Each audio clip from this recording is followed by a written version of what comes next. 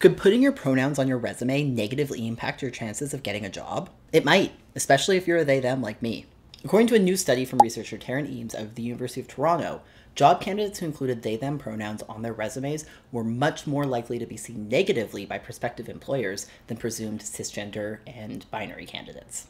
And here's how researchers found that out. So from May to October 2023, researchers submitted nearly 8,000 resumes in pairs to job postings in 15 occupations across 6 US cities. And the resumes in each pair were mostly identical in qualifications, background, type of name, and all of that, except for one thing.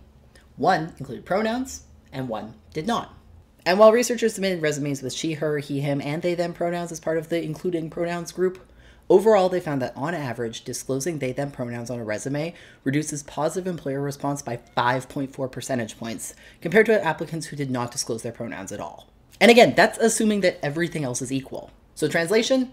Putting your pronouns as they, them on your job application could make it less likely that you're considered for or hired for the job. Researchers also found that this discrimination was unsurprisingly more pronounced in Republican voting areas of the US, roughly double what it was elsewhere. And the idea that non-binary people face employment discrimination lines up with a lot of previous research. And this latest study follows plenty of other studies pointing to various kinds of discrimination on resumes. People with white-sounding names are more likely to be hired than people with racialized names, and other recent research has shown hiring discrimination against binary trans applicants too.